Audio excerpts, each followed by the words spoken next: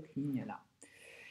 Ici, on calcule les limites aux bornes du domaine de la fonction g, domaine de définition.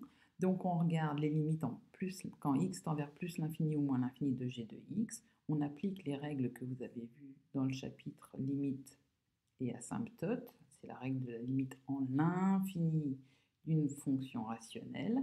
Donc on garde les termes de plus haut degré. On simplifie cette fraction. X au cube sur x au carré, ça nous donne x. Et donc forcément, la limite quand x tend vers l'infini de x, c'est l'infini. Ce sera plus l'infini quand x tend vers plus l'infini et moins l'infini quand x tend vers moins l'infini. Comme cette limite de g de x quand x tend vers l'infini n'est pas égale à un réel, c'est un nombre infini, on peut en déduire l'interprétation graphique que le graphique de g n'a pas d'asymptote horizontale en plus l'infini et en moins l'infini. Cette partie-là, ça concerne la recherche d'asymptotes obliques, sauf que à cause du confinement, on n'a pas encore pu voir comment rechercher la théorie pour rechercher une asymptote oblique d'un graphique. Donc cette partie-là, pour l'instant, vous ne vous en préoccupez pas. C'est normal que ça vous pose problème. On ne l'a pas encore vu ensemble en classe à cause du confinement.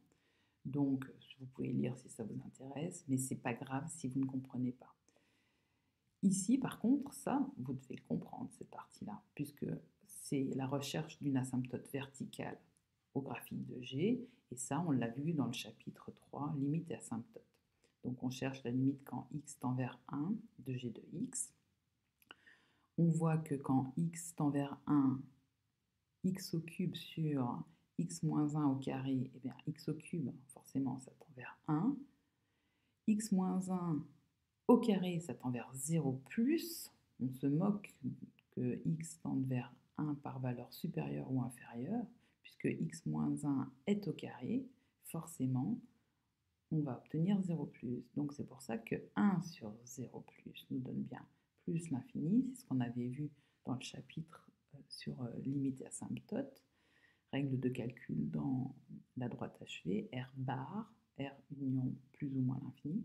Et donc on peut en déduire de cette limite, quand x tend vers 1, g de x, sa limite est égale à plus l'infini. Donc le graphique de g admet l'asymptote verticale d'équation x égale à 1.